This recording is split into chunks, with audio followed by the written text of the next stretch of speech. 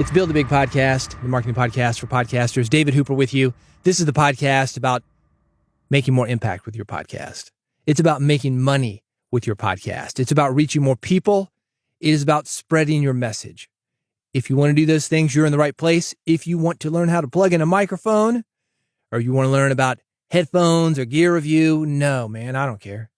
I mean, look, I can give you recommendations. If you want to reach out to me at David Hooper on Twitter, I'll let you know which mic to get. Let me know your budget. I'll say, all right, go for this one. But that's not something that I talk about here. There are people that talk about it better than I do. What I do is help you grow an audience and make impact. So let's talk about this.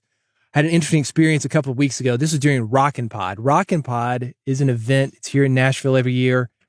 And it's for music podcasters. It is also for musicians. Kind of a mixed bag of guys, because you've got guys that are coming in and they're promoting their music that way. A lot of hair metal guys, a lot of rock and roll, heavy metal dudes. Radio pretty much is ignoring those guys now. MTV, arguably MTV is not playing music at all anymore. It's more of a culture thing. But how we used to promote music, we don't do that anymore. One of the ways people promote music, podcasting, with a lot of music podcasters at Rockin' Pod, a lot of musicians show up for Rockin' Pod. It's got that crowd, and it's also got a podcasting crowd. 70-something podcasters exhibited this year. A lot of people. And it's fan cast, and it's genre level cast where they're talking only about metal or only about a certain style of music. I was at Rockin' Pod, had an experience that I was going to share with you, and then I found this clip.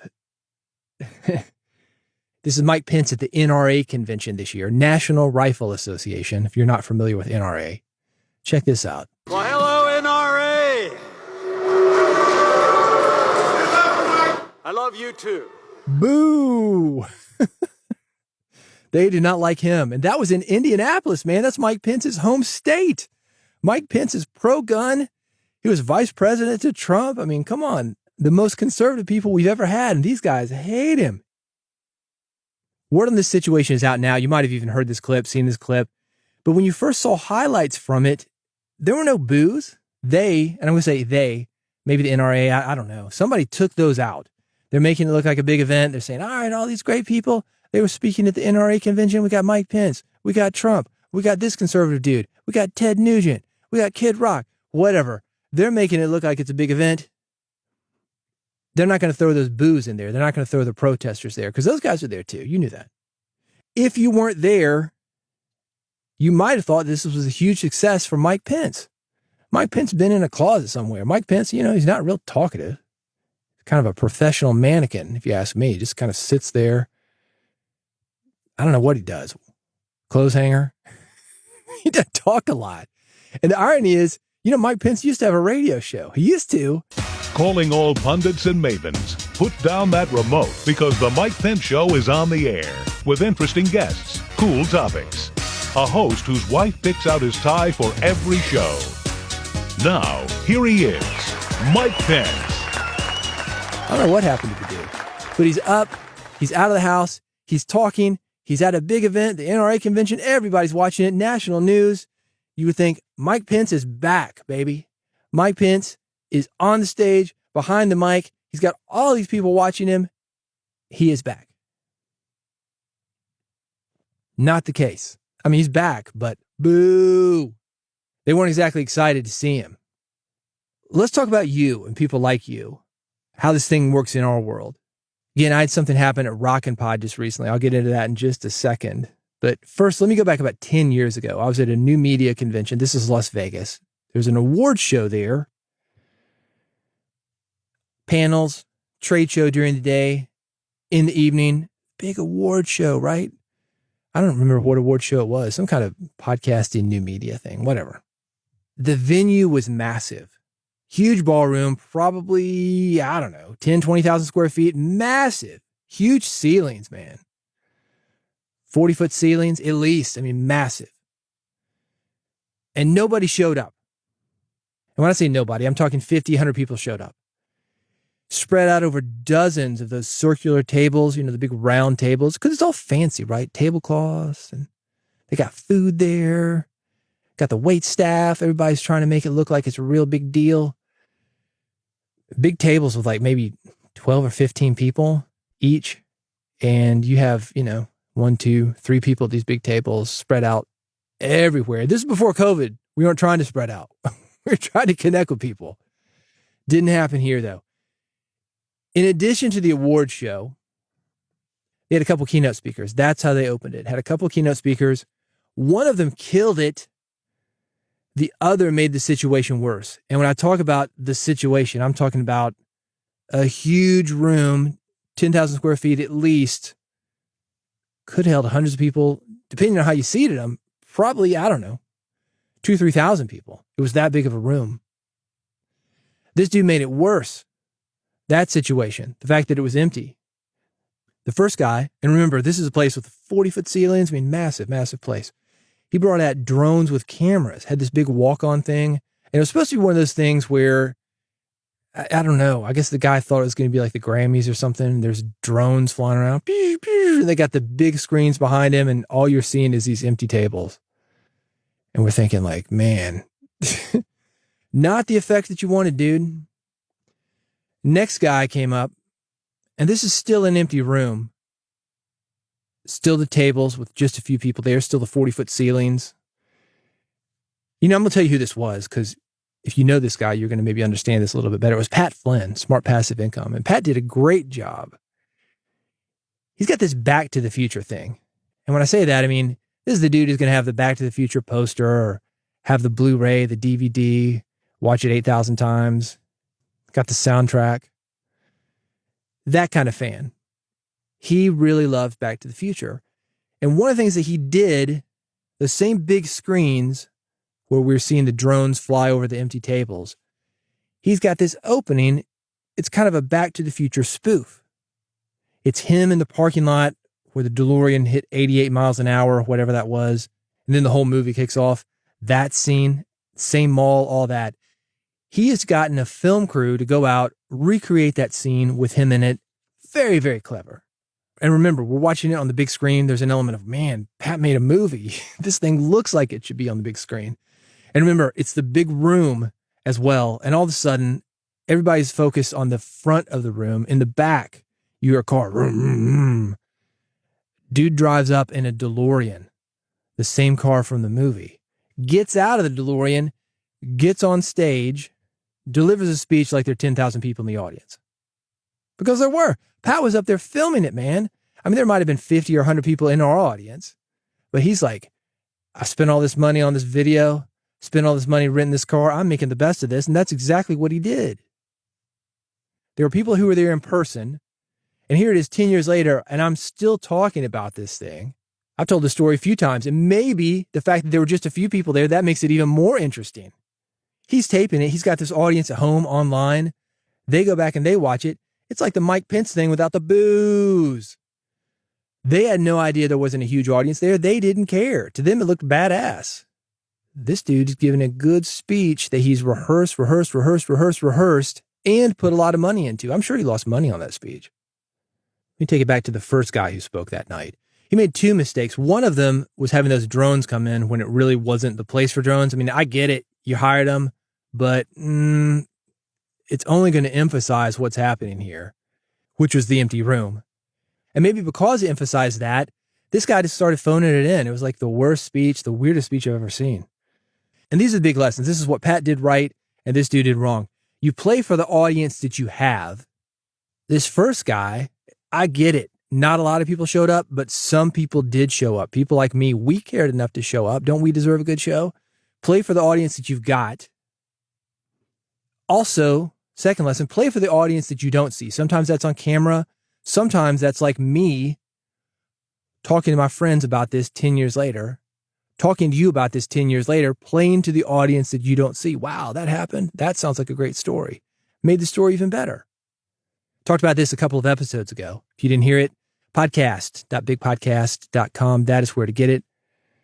In podcasting, we talk a lot about more people. Got to grow our audience, get more people, get more followers, get more subscribers. One of the things that we're not doing is we're not taking care of the people that we've got.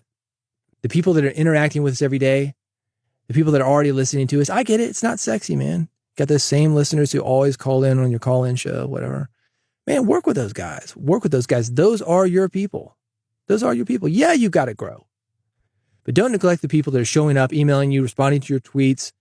I got a guy, this dude I met in a completely different way from my radio show. So we exchanged numbers. He's got my personal number.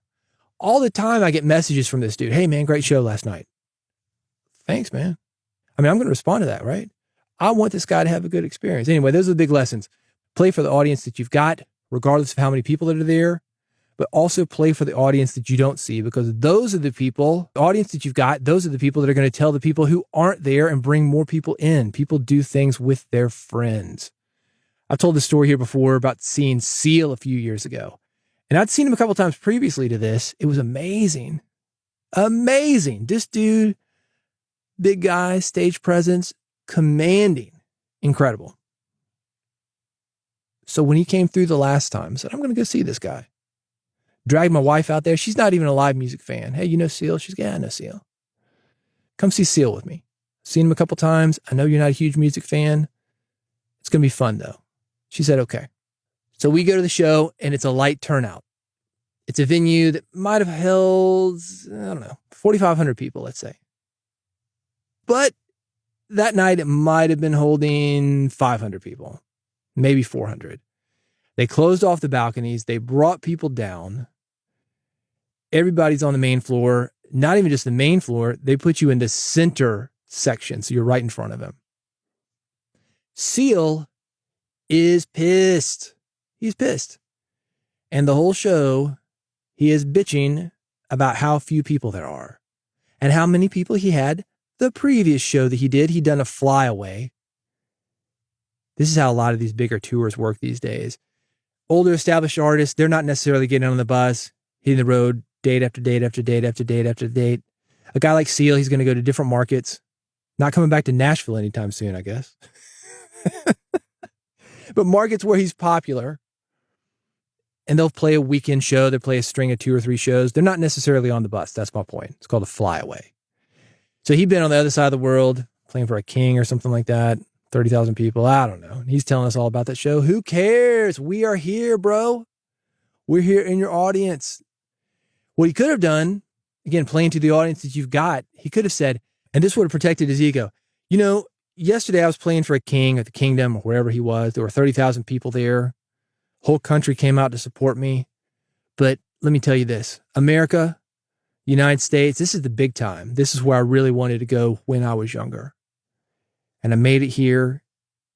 Not a lot of people have come out tonight, but that's great for me because I don't get to do this that often anymore.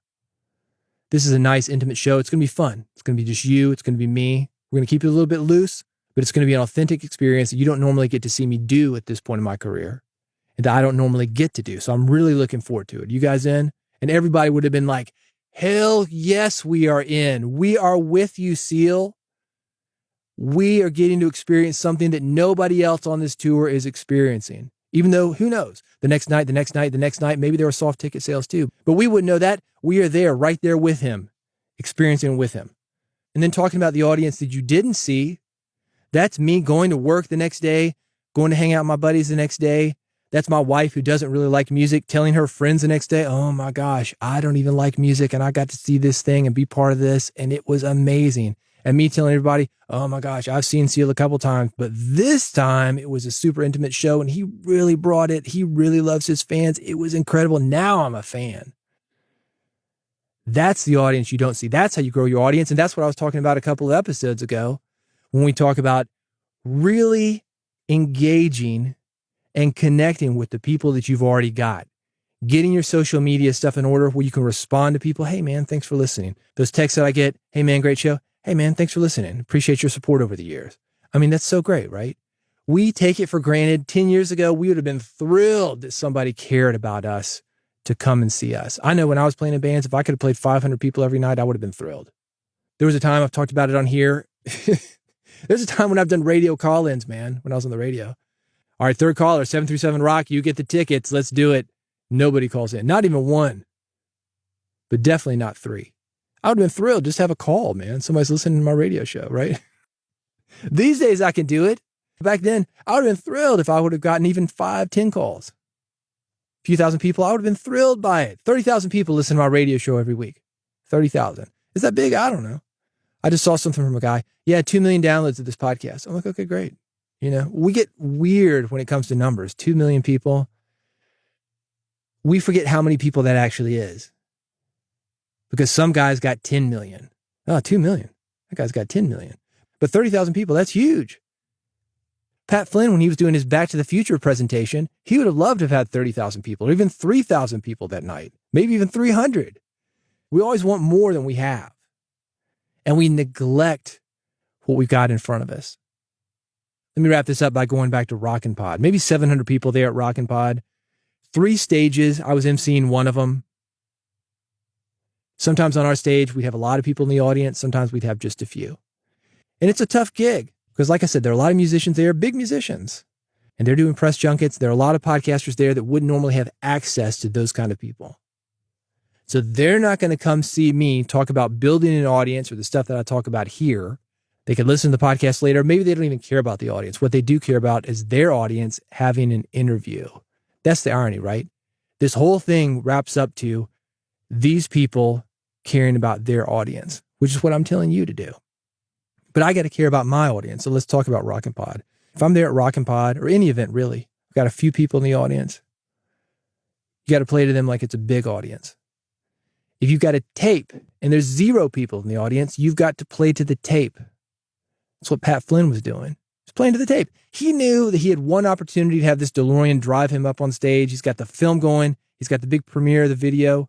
He knew that that was an opportunity for him. If not there, later when people watch the replay. I started this episode talking about what I do on this podcast, what I do at bigpodcast.com.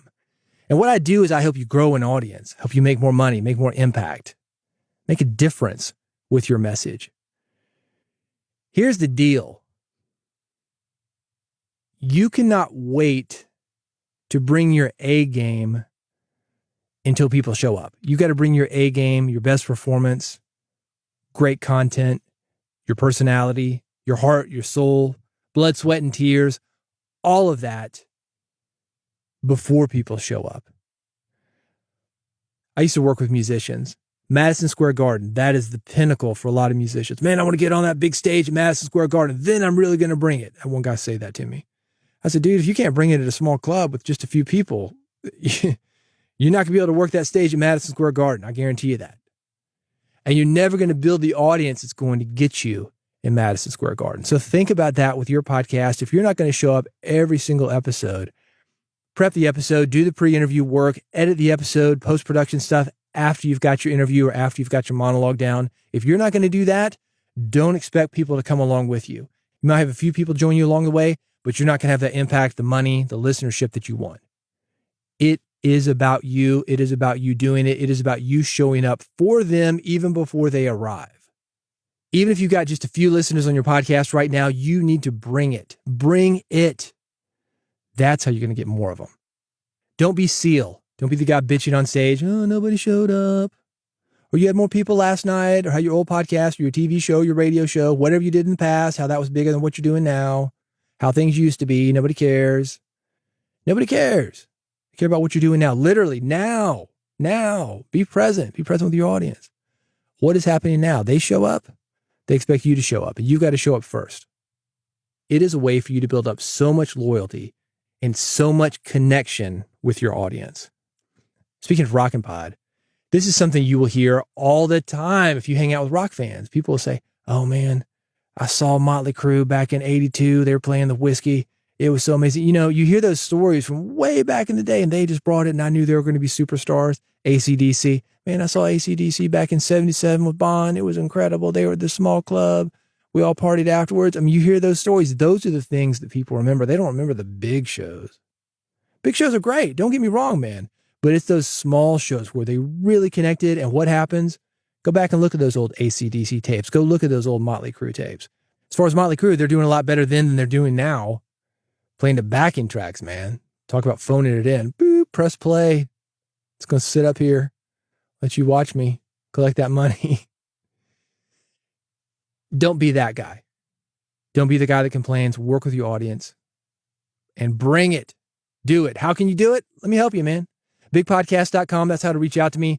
I want to know, how are you connecting with your audience? connect with me. You can do it via Twitter. You can do it via Mastodon, whatever. At David Hooper on Twitter if you want to reach out to me.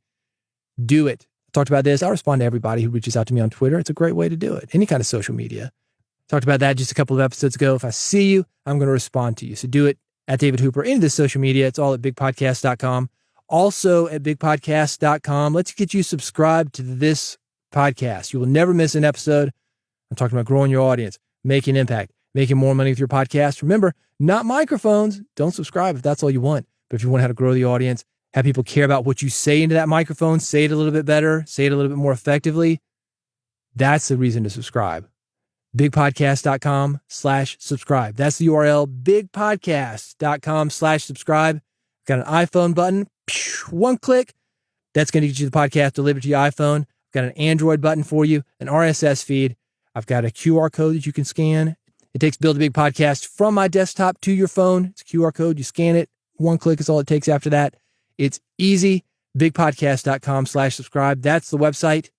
Do it now before you forget. Bigpodcast.com/subscribe. And I will see you on the next episode of Build a Big Podcast.